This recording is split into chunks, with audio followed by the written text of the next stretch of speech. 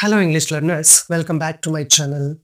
English grammar ಅನ್ನೋ ವಿಷಯ ಬಂದಾಗಲೆಲ್ಲ ಅಲ್ಲಿ ಮೋಸ್ಟ್ ಇಂಪಾರ್ಟೆಂಟ್ ಟಾಪಿಕ್ ಯಾವುದು ಅಂದ್ರೆ ವರ್ಬ್ಸ್ ಅನ್ನೋದು ಮೋಸ್ಟ್ ಇಂಪಾರ್ಟೆಂಟ್ ಟಾಪಿಕ್ ಅನ್ನೋದು ನಮಗೆಲ್ಲ ಗೊತ್ತಿದೆ.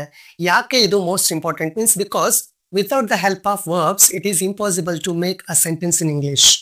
ಸೊ ವರ್ಬ್ ನ ಸಹಾಯ ಇಲ್ಲದೆ ನಾವು ಇಂಗ್ಲಿಷ್ ಅಲ್ಲಿ ಯಾವುದೇ ಒಂದು ಸೆಂಟೆನ್ಸ್ ಅನ್ನ ಮಾಡೋದಕ್ಕೆ ಖಂಡಿತ ಸಾಧ್ಯ ಇಲ್ಲ. ನಮ್ಮ ಎವ್ರಿ ಡೇ ಕಾನ್ವರ್ಸೇಷನ್ ಅಲ್ಲಿ ನಾವು ಡಿಫ್ರೆಂಟ್ ಸೆಂಟೆನ್ಸಸ್ ಗಳನ್ನ ಯೂಸ್ ಮಾಡ್ತಾನೆ ಇರ್ತೀವಿ. ಈ ಎಲ್ಲಾ ಸೆಂಟೆನ್ಸ್ ಗಳಲ್ಲಿ ಕೂಡ ವರ್ಬ್ ನ ಯೂಸ್ ಇದ್ದೇ ಇರುತ್ತೆ. ಬಟ್ ಈ ವರ್ಬ್ಸ್ ಅನ್ನ ನಾವೇನ್ ಮಾಡ್ತೀವಿ, ಸಿಚುಯೇಷನ್ಗೆ ತಕ್ಕ ಹಾಗೆ ಅದರ ಡಿಫ್ರೆಂಟ್ ಫಾರ್ಮ್ಸ್ ಅಲ್ಲಿ ಯೂಸ್ ಮಾಡ್ತೀವಿ.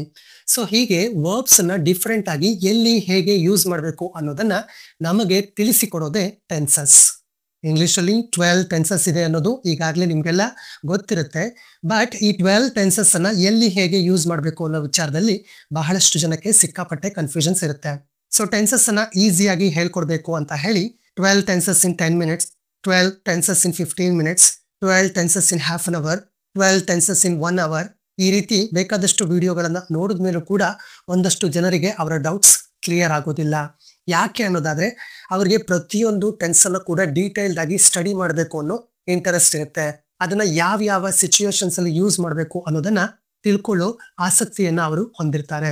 ಸೊ ನಿಮಗೂ ಏನಾದ್ರೂ ಆ ರೀತಿ ಟೆನ್ಸಸ್ ಅಲ್ಲಿ ಡೌಟ್ ಇದ್ದು ಪ್ರತಿಯೊಂದು ಟೆನ್ಸ್ ನ ಯೂಸ್ ಬಗ್ಗೆ ಡೀಟೇಲ್ಡ್ ಆಗಿ ತಿಳ್ಕೊಬೇಕು ಅನ್ನೋ ಆಸಕ್ತಿ ಇದ್ರೆ ನಿಮಗೋಸ್ಕರ ನಾನು ಟೆನ್ಸಸ್ ಸೀರೀಸ್ ಅನ್ನ ಸ್ಟಾರ್ಟ್ ಮಾಡ್ತಾ ಇದ್ದೀನಿ. ಅಂದ್ರೆ ಇನ್ ಮುಂದೆ ನಾವು ಪ್ರತಿಯೊಂದು ಟೆನ್ಸ್ ಅನ್ನು ಕೂಡ ಡೀಟೇಲ್ಡ್ ಆಗಿ ಅಭ್ಯಾಸ ಮಾಡಕ್ ಹೋಗ್ತಾ ಇದ್ದೀವಿ. ಪ್ರತಿಯೊಂದು ಟೆನ್ಸ್ ಅಲ್ಲಿ ಸೆಂಟೆನ್ಸ್ ಸ್ಟ್ರಕ್ಚರ್ ಹೇಗಿರುತ್ತೆ ಅನ್ನೋದನ್ನ ಅರ್ಥ ಮಾಡ್ಕೊಳ್ಳೋಕೆ ಹೋಗ್ತಾ ಇದ್ದೀವಿ. ಸೊ ನೀವು ಟೆನ್ಸಸ್ ಬಗ್ಗೆ ಯಾವುದೇ ರೀತಿಯ ಡೌಟ್ ಇದ್ರೂ ಕೂಡ ಇನ್ನು ಮುಂದೆ ಟೆನ್ಸಸ್ ಅನ್ನ ಯಾವುದೇ ಡೌಟ್ ಇಲ್ಲದೆ ಯೂಸ್ ಮಾಡಬೇಕು ಅಂತ ಆಸಕ್ತಿ ಇದ್ರೂ ಕೂಡ ಮಿಸ್ ಮಾಡದೆ ಪ್ರತಿಯೊಂದು ವಿಡಿಯೋನ ನೋಡಿ. ಇವತ್ತಿನ ಈ ವಿಡಿಯೋದಲ್ಲಿ ನಾವು ಸಿಂಪಲ್ ಪ್ರೆಸೆಂಟ್ ಟೆನ್ಸ್ ಬಗ್ಗೆ ಸ್ಟಡಿ ಮಾಡೋಣ. In present tense, there are 4 different tenses: simple present tense, present continuous tense, present perfect tense and present perfect continuous. ಈ 4ರಲ್ಲಿ ಇವತ್ತು ನಾವು simple present tense ಅನ್ನ ಸ್ಟಡಿ ಮಾಡೋಣ. So this is the first tense that we are going to study. ಈ simple present tense ನಾವು ಯಾವ situations ಅಲ್ಲಿ use ಮಾಡ್ತೀವಿ, ಆಗ ಅದರ ಸೆಂಟೆನ್ಸ್ ಸ್ಟ್ರಕ್ಚರ್ ಯಾವ ರೀತಿ ಇರುತ್ತೆ, ಅಂಡ್ ಸಿಂಪಲ್ ಪ್ರೆಸೆಂಟ್ ಟೆನ್ಸ್ ಅನ್ನ ನೆಗೆಟಿವ್ ಆಗಿ ಯೂಸ್ ಮಾಡೋದು ಹೇಗೆ, ಅಂದ್ರೆ ಸಿಂಪಲ್ ಪ್ರೆಸೆಂಟ್ ಟೆನ್ಸ್ ಅಲ್ಲಿ ನೆಗೆಟಿವ್ ಸೆಂಟೆನ್ಸಸ್ ಅನ್ನ ಮಾಡೋದು ಹೇಗೆ, and then questions interrogative sentences ಅನ್ನ ಮಾಡೋದು ಹೇಗೆ ಅನ್ನೋದನ್ನ ಈಸಿಯಾಗಿ ವಿತ್ ಎಕ್ಸಾಂಪಲ್ಸ್ ಇವತ್ತಿನ ವಿಡಿಯೋದಲ್ಲಿ ಪ್ರಾಕ್ಟೀಸ್ ಮಾಡೋಣ. So we mainly use simple present tense in 4 situations. ಈ 4 ಸಂದರ್ಭಗಳಲ್ಲಿ ನಾವು ಸಿಂಪಲ್ ಪ್ರೆಸೆಂಟ್ ಟೆನ್ಸ್ ಅನ್ನೇ ಯೂಸ್ ಮಾಡ್ತೀವಿ. ಸೊ ಇದನ್ನ ನಿಮ್ಮ ಮೈಂಡ್ ಅಲ್ಲಿ ಇಟ್ಕೊಳ್ಳಿ. First one is habits. Habits means ಹವ್ಯಾಸಗಳು. ಹವ್ಯಾಸಗಳ ಬಗ್ಗೆ ಮಾತನಾಡುವಾಗ ಸಿಂಪಲ್ ಪ್ರೆಸೆಂಟ್ ಟೆನ್ಸ್ ಅನ್ನ ಯೂಸ್ ಮಾಡ್ತೀವಿ. ಅಂಡ್ ದೆನ್ ರೊಟೀನ್ ಮೀನ್ಸ್ ದಿನಚರಿ. ಅಂದ್ರೆ ನೀವು ದಿನನಿತ್ಯ ಯಾವೆಲ್ಲ ಕೆಲಸಗಳನ್ನ ಮಾಡ್ತೀರಾ, ಅಂದ್ರೆ ಪ್ರತಿದಿನ ಮಾಡುವಂತಹ ಕೆಲಸಗಳು. ಅಲ್ಲಿ ಕೂಡ ಅಂದ್ರೆ ನಾವು ದಿನನಿತ್ಯ ಮಾಡುವಂತಹ ಕೆಲಸಗಳ ಬಗ್ಗೆ ಹೇಳುವಾಗ ಸಿಂಪಲ್ ಪ್ರೆಸೆಂಟ್ ಟೆನ್ಸ್ ಅನ್ನ ಯೂಸ್ ಮಾಡ್ಕೊಳ್ತೀವಿ. And next one facts and truths. So facts ಅಂದ್ರೆ ಆಧಾರ ಇರುವಂತಹ ಸಂಗತಿಗಳು, ಟ್ರೂತ್ಸ್ ಅಂದ್ರೆ ಸತ್ಯ. ಸೊ ಸತ್ಯ ಸಂಗತಿಗಳ ಬಗ್ಗೆ ನಾವು ಮಾತನಾಡುವಾಗ ಸಿಂಪಲ್ ಪ್ರೆಸೆಂಟ್ ಟೆನ್ಸ್ ಅನ್ನ ಯೂಸ್ ಮಾಡ್ತೀವಿ. ಸೊ ಇವು ಎಂತ ಫ್ಯಾಕ್ಟ್ಸ್ ಅಂಡ್ ಟ್ರೂತ್ಸ್ ಆಗಿರುತ್ತೆ ಅಂದ್ರೆ ಇದನ್ನ ಯಾರಿಂದ ಕೂಡ ಬದಲಾಯಿಸೋದಕ್ಕೆ ಸಾಧ್ಯ ಇಲ್ಲ. ಹಿಂದೇನು ಅದೇ ಇತ್ತು, ಈಗಲೂ ಅದೇ ಇದೆ, ಮುಂದೆ ಕೂಡ ಅದು ಹಾಗೆ ಇರುತ್ತೆ. ಸೊ ಅಂತವೆಲ್ಲ ಏನಾಗಿರುತ್ತೆ, universal truths or general truths. ಅಂತ ಸೆಂಟೆನ್ಸ್ ಗಳನ್ನ ಹೇಳ್ಬೇಕಾದ್ರೆ ಅಥವಾ ಅಂತ ವಿಷಯಗಳನ್ನ ಹೇಳ್ಬೇಕಾದ್ರೆ ಸಿಂಪಲ್ ಪ್ರೆಸೆಂಟ್ ಟೆನ್ಸ್ ಅಲ್ಲೇ ನಾವು ಸೆಂಟೆನ್ಸ್ ಅನ್ನ ಮಾಡಬೇಕಾಗುತ್ತೆ. And last one permanent situations, ಶಾಶ್ವತ ಸಂದರ್ಭಗಳು. ಸೊ ವ್ಯಕ್ತಿಯ ಜೀವನದಲ್ಲಿ ಕೆಲವೊಂದು ಸಂದರ್ಭಗಳು, ಕೆಲವೊಂದು ಸಿಚುಯೇಷನ್ಸ್ ಶಾಶ್ವತ ಆಗಿರುತ್ತೆ. So these are the 4 main situations wear we use simple present tense. So ಈಗ ನಿಮಗೆ ಸಿಂಪಲ್ ಪ್ರೆಸೆಂಟ್ ಟೆನ್ಸ್ ಅನ್ನ ಯಾವ ಸಂದರ್ಭದಲ್ಲಿ ಯೂಸ್ ಮಾಡಬೇಕು ಅನ್ನೋ ವಿಷಯವಾಗಿ ಯಾವುದೇ ಡೌಟ್ ಇಲ್ಲ ಅನ್ಕೊಳ್ತೀನಿ. ಸೊ ನೆಕ್ಸ್ಟ್ ನಾವು ಪ್ರತಿಯೊಂದು ಸಿಚುಯೇಷನ್ ಬಗ್ಗೆ ವಿತ್ ಎಕ್ಸಾಂಪಲ್ಸ್ ಸ್ಟಡಿ ಮಾಡೋಣ. ಬಟ್ ಅದಕ್ಕಿಂತ ಮೊದಲು ನಾವು ಸಿಂಪಲ್ ಪ್ರೆಸೆಂಟ್ ಟೆನ್ಸ್ ಅಲ್ಲಿ ಸೆಂಟೆನ್ಸ್ ಸ್ಟ್ರಕ್ಚರ್ ಯಾವ ರೀತಿ ಇರುತ್ತೆ ಅನ್ನೋದನ್ನ ಕಲ್ತ್ಕೊಳ್ಬೇಕು.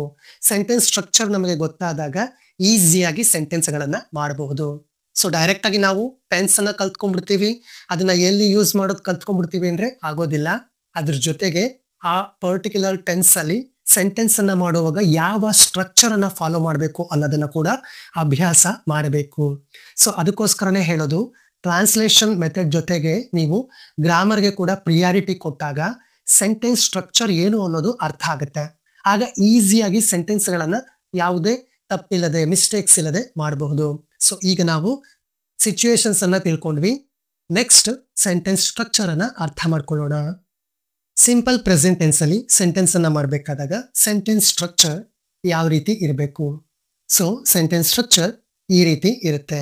First subject, after subject we use verb means action word and then object.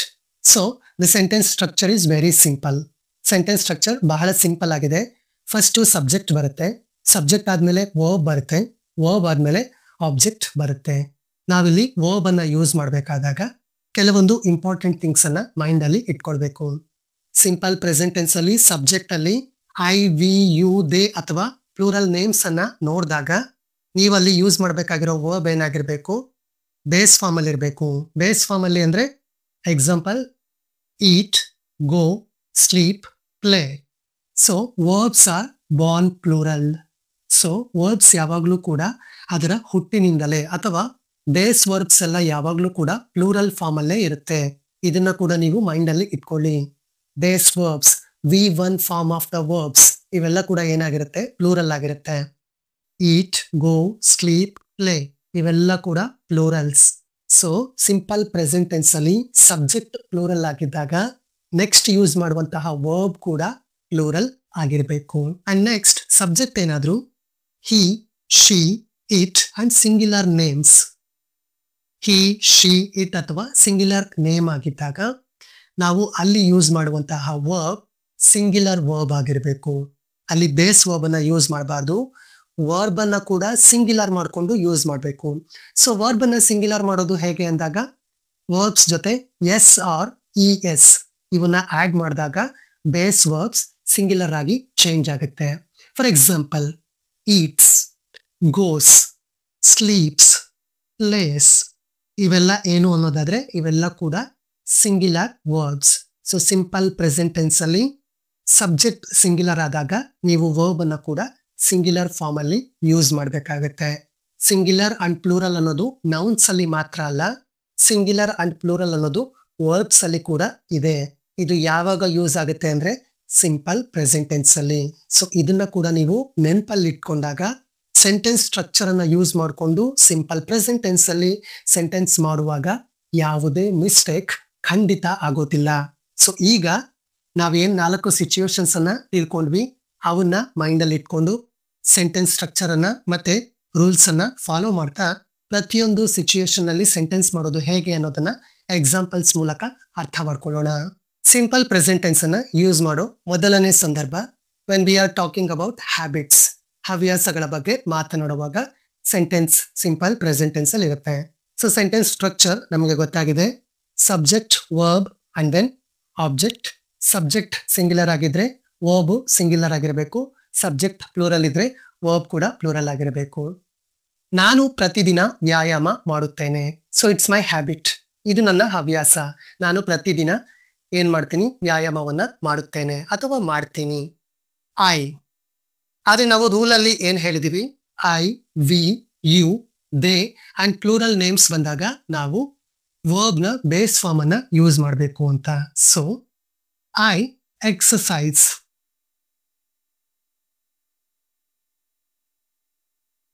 I exercise daily. Or every day. I exercise daily. I exercise every day. So first subject use ಮಾಡಿದೀವಿ. I is the subject. Exercise base form of the verb ವ್ಯಾಯಾಮ and then daily ಪ್ರತಿದಿನ ಅಥವಾ every day ಪ್ರತಿದಿನ, that is the object. I exercise daily. ನಾವು ಪ್ರತಿದಿನ ವ್ಯಾಯಾಮ ಮಾಡುತ್ತೇವೆ. We exercise every day. or we exercise daily. We plural subject, exercise base form of the verb, everyday object. So sentence structure ಪ್ರಕಾರ English ಅಲ್ಲಿ simple present tense ಅಲ್ಲಿ ಒಂದು habit ಬಗ್ಗೆ ಹೇಳುವಾಗ ಸೆಂಟೆನ್ಸ್ ಅನ್ನ ಮಾಡಿದ್ದೀರಿ. ಅವನು ಪ್ರತಿದಿನ ವ್ಯಾಯಾಮ ಮಾಡುತ್ತಾನೆ. ಅವನು he singular subject. He so he she it and singular names ಬಂದಾಗ ಅಥವಾ ಸಿಂಗ್ಯುಲರ್ ನೇಮ್ ಬಂದಾಗ ವರ್ಬ್ ಕೂಡ ಏನಾಗಿರ್ಬೇಕು, ಸಿಂಗ್ಯುಲರ್ ಆಗಿರ್ಬೇಕು. ಬೇಸ್ ವರ್ಬ್ ಅನ್ನ ಸಿಂಗ್ಯುಲರ್ ಮಾಡಬೇಕು ಅಂದ್ರೆ ಎಸ್ ಆರ್ ಇ ಎಸ್ ಅನ್ನ ಯೂಸ್ ಮಾಡಬೇಕು. Exercises, he exercises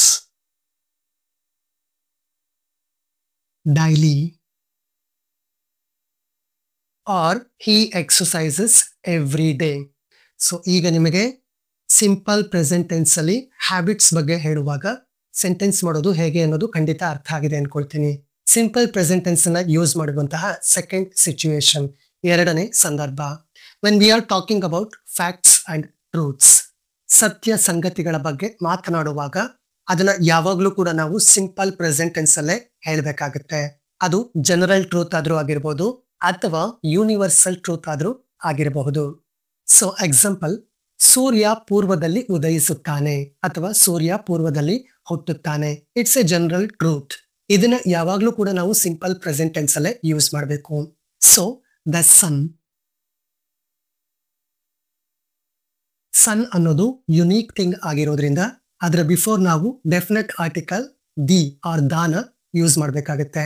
so definite article the or the ಇದನ್ನ ಎಲ್ಲೆಲ್ಲಿ ಯೂಸ್ ಮಾಡಬೇಕು ಅನ್ನೋದನ್ನ ತಿಳ್ಕೊಳ್ಳೋ ಆಸಕ್ತಿ ಇದ್ರೆ ನೀವು ಅದನ್ನ ಕಾಮೆಂಟ್ ಅಲ್ಲಿ ಹೇಳಿ. ನೆಕ್ಸ್ಟ್ ನಾನು ಡೆಫಿನೆಟ್ ಆರ್ಟಿಕಲ್ ದಿ ನ ಯೂಸ್ ಮಾಡೋದು ಎಲ್ಲಿ ಹೇಗೆ ಅನ್ನೋದ್ರ ಬಗ್ಗೆ ಒಂದು ಡೆಡಿಕೇಟೆಡ್ ವಿಡಿಯೋ ಖಂಡಿತ ಮಾಡ್ತೀನಿ. ದ ಸನ್ ಉದಯಿಸುತ್ತಾನೆ, ರೈಸಸ್. ಸೊ ರೈಸ್ ಅಂತ ಯೂಸ್ ಮಾಡಿದ್ರೆ ಅದು ಪ್ಲೂರಲ್ ಆಗುತ್ತೆ, ಬೇಸ್ ಫಾರ್ಮ್. ಸೂರ್ಯ ಅನ್ನೋದು ಸಿಂಗ್ಯುಲರ್ ಆಗಿರೋದ್ರಿಂದ ನಾವು ವರ್ಬ್ ಕೂಡ ಸಿಂಗ್ಯುಲರ್ ಅಲ್ಲೇ ಯೂಸ್ ಮಾಡಬೇಕು. ಆಗ್ಲೇ ನಾನು ಹೇಳಿದ್ದೆ he she it are singular name ಅದು ಬಂದಾಗ ನಾವು ವರ್ಬ್ ಅನ್ನ ಕೂಡ ಸಿಂಗ್ಯುಲರ್ ಆಗಿ ಯೂಸ್ ಮಾಡಬೇಕು ಅಂತ. So the sun singular name ಆಗಿರೋದ್ರಿಂದ rises. The sun rises in the East.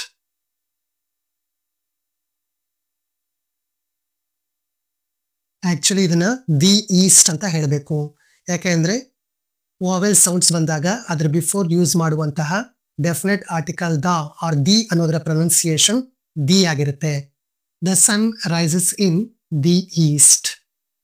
ಸೂರ್ಯ ಪಶ್ಚಿಮದಲ್ಲಿ ಮುಳುಗುತ್ತಾನೆ ಅಥವಾ ಅಸ್ತಂಗತವಾಗುತ್ತಾನೆ ಅಥವಾ ಅಸ್ತಮಿಸುತ್ತಾನೆ. ಜಗತ್ತೇ ಒಪ್ಪಿರುವಂತಹ ಸತ್ಯವಾಗಿದೆ. ಸೊ ಇದನ್ನು ಕೂಡ ನಾವು ಯಾವಾಗ್ಲೂ ಸಿಂಪಲ್ ಪ್ರೆಸೆಂಟ್ ಟೆನ್ಸ್ ಅಲ್ಲೇ ಹೇಳಬೇಕು. The sun sets. ಸೆಟ್ ಅನ್ನೋದು ಪ್ಲೂರಲ್ ಬೇಸ್ ವರ್ಬ್ ಆಗಿರುತ್ತೆ. ಅದಕ್ಕೆ ಎಸ್ ಅನ್ನ ಸೇರಿಸಿ ಸಿಂಗ್ಯುಲರ್ ಮಾಡ್ಕೊಂಡ್ವಿ. ಯಾಕೆ? ಸನ್ ಅನ್ನೋದು ಸಿಂಗ್ಯುಲರ್ ಆಗಿರೋದ್ರಿಂದ.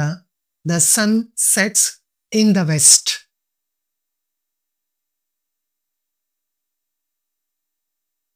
The sun sets in the west. ಮನುಷ್ಯರು ಬದುಕಲು ಗಾಳಿ ಬೇಕು. So this is also a universal truth or it's a fact. So ಇದೊಂದು ಸತ್ಯ ಸಂಗತಿ. ಮನುಷ್ಯರು ಬದುಕಬೇಕಾದ್ರೆ ಅವ್ರಿಗೆ ಏನ್ ಬೇಕು?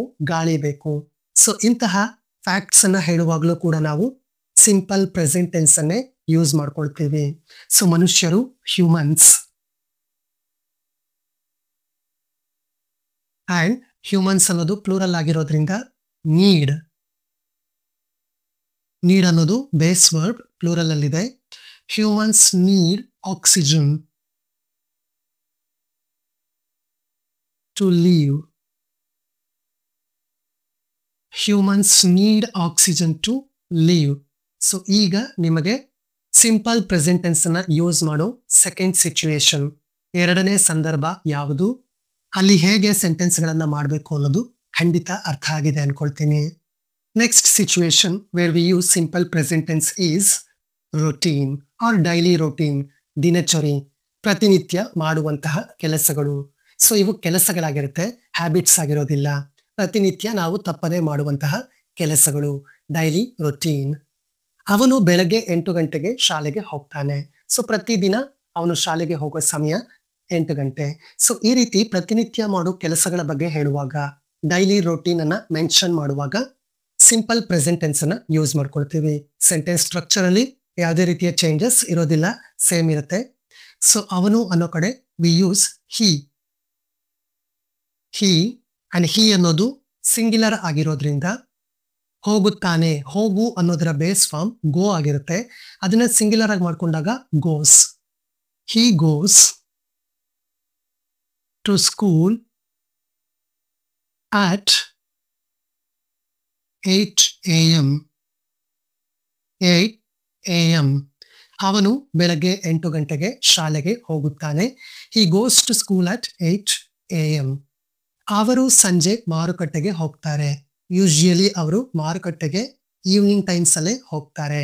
ಅದು ಅವರ ಡೈಲಿ ರೊಟೀನ್ ಆಗಿದೆ. ಸೊ ಇದನ್ನ ಕೂಡ ನಾವು ಸಿಂಪಲ್ ಪ್ರೆಸೆಂಟ್ ಟೆನ್ಸ್ ಅಲ್ಲೇ ಹೇಳ್ತೀವಿ.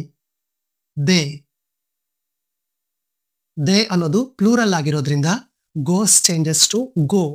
ಗೋನ ಅಂದ್ರೆ ವರ್ಬ್ ನ ಅದರ ಬೇಸ್ ಫಾರ್ಮ್ ಅಲ್ಲಿ ಯೂಸ್ ಮಾಡ್ತೀವಿ. They go to market evening. ಅವರು ಸಂಜೆ ಮಾರುಕಟ್ಟೆಗೆ ಹೋಗುತ್ತಾರೆ. They go to market evening. ನಾವು ಬಸ್ನಲ್ಲಿ ಶಾಲೆಗೆ ಹೋಗುತ್ತೇವೆ. ಸೊ ವಿದ್ಯಾರ್ಥಿಗಳು ಪ್ರತಿದಿನ ಬಸ್ಸಲ್ಲಿ ಶಾಲೆಗೆ ಹೋಗ್ತಾರೆ. It's a daily routine. We go to school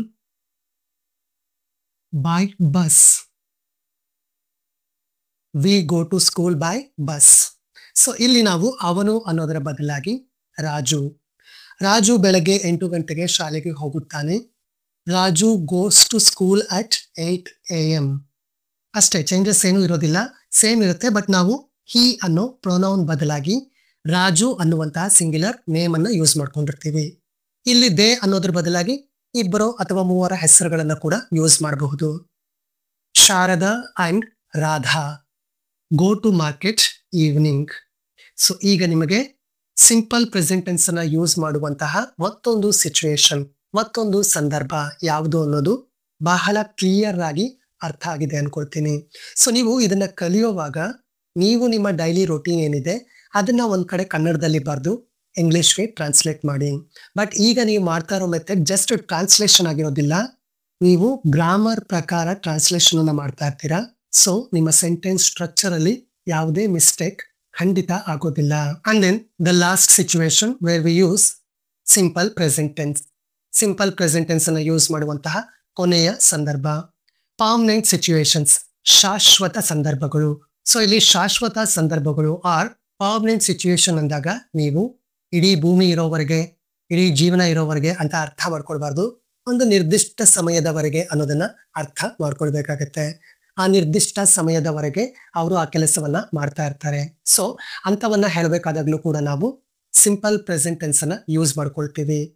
ನನ್ನ ಅಂಕಲ್ ಬೇಕರಿ ನಡೆಸ್ತಾರೆ ಅಂದ್ರೆ ಅವರಿಂದ ಎಷ್ಟು ದಿನ ಸಾಧ್ಯ ಇರುತ್ತೋ ಅವರು ಅಷ್ಟು ದಿನ ಪರ್ಮನೆಂಟ್ ಆಗಿ ಯಾವ ಬಿಸ್ನೆಸ್ ಅನ್ನ ಮಾಡ್ತಾ ಇರ್ತಾರೆ, to run a bakery. So ಇದನ್ನ ಇಂಗ್ಲಿಷ್ ಅಲ್ಲಿ ಹೇಳ್ಬೇಕಾದಾಗ ಸಿಂಪಲ್ ಪ್ರೆಸೆಂಟ್ ಟೆನ್ಸ್ ಅನ್ನ ಯೂಸ್ ಮಾಡ್ತೀವಿ. My uncle.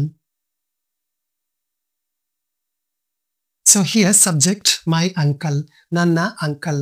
ಸೊ ಅಂಕಲ್ಸ್ ಅಂತ ಹೇಳ್ತಾ ಇಲ್ಲ, ಅಂಕಲ್ ಅಂತ ಹೇಳಿರೋದ್ರಿಂದ ಇಲ್ಲಿ ಅದು ಸಿಂಗ್ಯುಲರ್ ಆಗಿರೋದ್ರಿಂದ ನಾವು ವರ್ಬ್ ಅನ್ನ ಕೂಡ ಸಿಂಗ್ಯುಲರ್ ಆಗಿ ಯೂಸ್ ಮಾಡಬೇಕು. My uncle runs a bakery. My uncle runs a bakery. Uncles ಅಂತ ಯೂಸ್ ಮಾಡಿದಿದ್ರೆ ರನ್ಸ್ ಅನ್ನೋದು ರನ್ ಆಗಿರ್ತಾ ಇತ್ತು. ಯಾಕಂದ್ರೆ ಅಂಕಲ್ಸ್ ಅಂದಾಗ ಅದು ಪ್ಲೂರಲ್ ಆಗುತ್ತೆ. ಸಬ್ಜೆಕ್ಟ್ ಪ್ಲೂರಲ್ ಆದಾಗ ನಾವು ವರ್ಬ್ ಅನ್ನ ಅದರ ಬೇಸ್ ಫಾರ್ಮ್ ಅಲ್ಲಿ ಯೂಸ್ ಮಾಡಬೇಕಾಗುತ್ತೆ. ನನ್ನ ಅಜ್ಜಿ ತಾತ ಹಳ್ಳಿಯಲ್ಲಿ ವಾಸಿಸುತ್ತಾರೆ. ಅವರು ಎಲ್ಲಿ ವಾಸ ಮಾಡ್ತಾ ಇದ್ದಾರೆ ಅಂದ್ರೆ ಹಳ್ಳಿಯಲ್ಲಿ. ಅವ್ರ ಲೈಫ್ ಇರೋವರೆಗೂ ಹಳ್ಳಿಯಲ್ಲೇ ಇರ್ತಾರೆ, ಅಲ್ಲಿಂದ ಬೇರೆ ಕಡೆ ಬರೋದಿಲ್ಲ, ಅವರು ಅಲ್ಲೇ ವಾಸಿಸ್ತಾರೆ. So my grandparent live in a village. My grandparents live in a village. ಅವಳು ಶಿಕ್ಷಕಿಯಾಗಿ ಕೆಲಸ ಮಾಡುತ್ತಾಳೆ. ಸೊ ಅವಳು ಏನಾಗಿದೆ, ಸಿಂಗ್ಯುಲರ್ ಆಗಿದೆ. ಸೊ ನಾವಿಲ್ಲಿ ಯೂಸ್ ಮಾಡುವಂತಹ ವರ್ಬ್ ಕೂಡ ಸಿಂಗ್ಯುಲರ್ ಆಗಿರಬೇಕು. ಬಟ್ ಇಲ್ಲಿ ಗ್ರ್ಯಾಂಡ್ ಪೇರೆಂಟ್ಸ್, ಅಜ್ಜಿ ತಾತ ಪ್ಲೂರಲ್ ಆಯ್ತು. ಸೊ ಅದಕ್ಕೆ ನಾವು ಲೀವ್ ಅಂತ ಯೂಸ್ ಮಾಡಿದ್ದೀವಿ. She works as a teacher. She works as a teacher. ಅವಳು ಶಿಕ್ಷಕಿಯಾಗಿ ಕೆಲಸ ಮಾಡುತ್ತಾಳೆ. ಈಗ ನಿಮಗೆ ಸಿಂಪಲ್ ಪ್ರೆಸೆಂಟ್ ಟೆನ್ಸ್ ಅನ್ನ ಯೂಸ್ ಮಾಡುವಂತಹ fourth situation or last situation ಯಾವುದು, ಅಲ್ಲಿ ಸೆಂಟೆನ್ಸ್ ಸ್ಟ್ರಕ್ಚರ್ ಅನ್ನ ಯೂಸ್ ಮಾಡಿಕೊಂಡು ಸೆಂಟೆನ್ಸ್ ಗಳನ್ನ ಹೇಗೆ ಮಾಡ್ತೀವಿ ಅನ್ನೋದು ಖಂಡಿತ ಅರ್ಥ ಆಗಿದೆ ಅನ್ಕೊಳ್ತೀನಿ. ಕೊನೆಯದಾಗಿ ಸಿಂಪಲ್ ಪ್ರೆಸೆಂಟ್ ಟೆನ್ಸ್ ಅಲ್ಲಿ ನೆಗೆಟಿವ್ಸ್ ಮತ್ತೆ ಕ್ವಶನ್ಸ್ ಮಾಡೋದು ಹೇಗೆ. ನೆಗೆಟಿವ್ಸ್ ಮಾಡಬೇಕಾದಾಗ ಸೆಂಟೆನ್ಸ್ ಸ್ಟ್ರಕ್ಚರ್ ಫಸ್ಟ್ ಸಬ್ಜೆಕ್ಟ್ ಇರುತ್ತೆ. ಸಬ್ಜೆಕ್ಟ್ ಆದ್ಮೇಲೆ we use do or does and then we use not, and after not we use the verb, and at last we use the object. ಕೊನೆಯಲ್ಲಿ object ಬರುತ್ತೆ. Subject singular ಆದಾಗ does ಅನ್ನ use ಮಾಡ್ತೀವಿ, subject plural ಆದಾಗ do ನ use ಮಾಡ್ಕೊಳ್ತೀವಿ. Sentence ಅನ್ನ negative ಮಾಡೋದಕ್ಕೋಸ್ಕರ ಡು ನಾಟ್, ಡಸಂಟ್ ಈ ರೀತಿ ಸೆಂಟೆನ್ಸ್ ಅಲ್ಲಿ ಯೂಸ್ ಮಾಡ್ಕೊಳ್ತೀವಿ. For example, he doesn't work every day. ಅವನು ಪ್ರತಿದಿನ ಕೆಲಸವನ್ನ ಮಾಡೋದಿಲ್ಲ. They don't work every day. ಅವರು ಪ್ರತಿದಿನ ಕೆಲಸವನ್ನ ಮಾಡೋದಿಲ್ಲ. ಅಂಡ್ ದೆನ್ ಕ್ವಶನ್ಸ್ ಮಾಡಬೇಕಾದ್ರೆ ಸಿಂಪಲ್ ಪ್ರೆಸೆಂಟ್ ಟೆನ್ಸ್ ಅಲ್ಲಿ ಕ್ವಶನ್ಸ್ ಅನ್ನ ಮಾಡಬೇಕಾದ್ರೆ ಸೆಂಟೆನ್ಸ್ ಸ್ಟ್ರಕ್ಚರ್ ಈ ರೀತಿ ಇರುತ್ತೆ. First we use do or does and then subject. After the subject we use the verb and then object, at last a question mark. ಪ್ರಶ್ನೆ ಆಗಿರೋದ್ರಿಂದ ಕೊನೆಯಲ್ಲಿ ಒಂದು ಕ್ವಶನ್ ಮಾರ್ಕ್ ಕೂಡ ಇರುತ್ತೆ. ಇಲ್ಲಿ ಸಬ್ಜೆಕ್ಟ್ ಸಿಂಗ್ಯುಲರ್ ಆಗಿದ್ರೆ ಡಸ್ ಅನ್ನ ಯೂಸ್ ಮಾಡ್ತೀವಿ, ಸಬ್ಜೆಕ್ಟ್ ಪ್ಲೂರಲ್ ಆಗಿದ್ರೆ ಡೂ ಯೂಸ್ ಮಾಡ್ತೀವಿ. For example, do he exercise every day. ಅವನು ಪ್ರತಿದಿನ ವ್ಯಾಯಾಮ ಮಾಡ್ತಾನ. Do they exercise every day. ಅವರು ಪ್ರತಿದಿನ ವ್ಯಾಯಾಮ ಮಾಡ್ತಾರ. ಸೊ ಇವೆರಡನ್ನ ಯಾಕೆ ಇಷ್ಟು ಸಿಂಪಲ್ ಆಗಿ ಹೇಳಿದೆ ಅಂದ್ರೆ, ನಾನು ಈಗಾಗಲೇ ಡೂ ಮತ್ತೆ ಡಸ್ ಇವೆರಡನ್ನ ಕೂಡ ಸಿಂಪಲ್ ಪ್ರೆಸೆಂಟ್ ಟೆನ್ಸ್ ಅಲ್ಲಿ ಎಲ್ಲಿ ಯಾವಾಗ ಯೂಸ್ ಮಾಡಬೇಕು ಅನ್ನೋದರ ವಿಷಯವಾಗಿ 2 ಡೆಡಿಕೇಟೆಡ್ ವಿಡಿಯೋಸ್ ಅನ್ನ ಮಾಡಿದ್ದೀನಿ. ಆ 2 ವಿಡಿಯೋಗಳ ಲಿಂಕ್ ಅನ್ನ ಈ ವಿಡಿಯೋದ ಡಿಸ್ಕ್ರಿಪ್ಷನ್ ಬಾಕ್ಸ್ ಅಲ್ಲಿ ಹಾಕಿರ್ತೀನಿ. ನಿಮಗೆ ಅದನ್ನು ತಿಳ್ಕೊಳ್ಳೋ ಆಸಕ್ತಿ ಇದ್ರೆ ಖಂಡಿತ ಆ 2 ವಿಡಿಯೋಗಳನ್ನ ನೋಡಿ. ಆಗ ನಿಮಗೆ ಸಿಂಪಲ್ ಪ್ರೆಸೆಂಟ್ ಟೆನ್ಸ್ ಅಲ್ಲಿ ನೆಗೆಟಿವ್ಸ್ ಮತ್ತೆ ಕ್ವಶನ್ಸ್ ಅನ್ನ ಹೇಗೆ ಮಾಡಬೇಕು ಅನ್ನೋದು ಪ್ರಾಪರ್ ಆಗಿ ಅರ್ಥ ಆಗುತ್ತೆ. ಈ ವಿಡಿಯೋನ ಪೂರ್ತಿ ನೋಡಿದ್ಮೇಲೆ ನಿಮಗೆ ಸಿಂಪಲ್ ಪ್ರೆಸೆಂಟ್ ಟೆನ್ಸ್ ಅನ್ನ ಯೂಸ್ ಮಾಡುವಂತಹ 4 ಡಿಫ್ರೆಂಟ್ ಸಿಚುವೇಶನ್ಸ್ ಯಾವುದು ಅಂತ ಖಂಡಿತ ಅರ್ಥ ಆಗಿದೆ ಅನ್ಕೊಳ್ತೀನಿ. ಈಗ ನಿಮಗೆ ಸೆಂಟೆನ್ಸ್ಗಳು. ನಾನು ಬೆಂಗಳೂರಿನಲ್ಲಿ ವಾಸಿಸುತ್ತೇನೆ. ಅವನು ಕೆಲಸಕ್ಕೆ ಮೊದಲು ಕಾಫಿ ಕುಡಿಯುತ್ತಾನೆ. ಬೆಂಕಿ ಬೆಳಕು ಮತ್ತು ಶಾಖವನ್ನ ನೀಡುತ್ತದೆ. ಈ 3 ಸೆಂಟೆನ್ಸ್ ಗಳನ್ನ ಸಿಂಪಲ್ ಪ್ರೆಸೆಂಟ್ ಟೆನ್ಸ್ ಅನ್ನ ಯೂಸ್ ಮಾಡಿಕೊಂಡು ಸೆಂಟೆನ್ಸ್ ಸ್ಟ್ರಕ್ಚರ್ ಅನ್ನ ಮೈಂಡ್ ಅಲ್ಲಿ ಇಟ್ಕೊಂಡು ಇಂಗ್ಲಿಷ್ ಅಲ್ಲಿ ಕಾಮೆಂಟ್ ಮಾಡಿ. ಈ ವಿಡಿಯೋ ನಿಮಗೆ ಯೂಸ್ಫುಲ್ ಅನ್ಸಿದ್ರೆ like this video and share this video. ಈ ವಿಡಿಯೋನ ಇನ್ನಷ್ಟು ಜನರಿಗೆ ತಲುಪಿಸೋದಕ್ಕೆ don't miss to hype this video.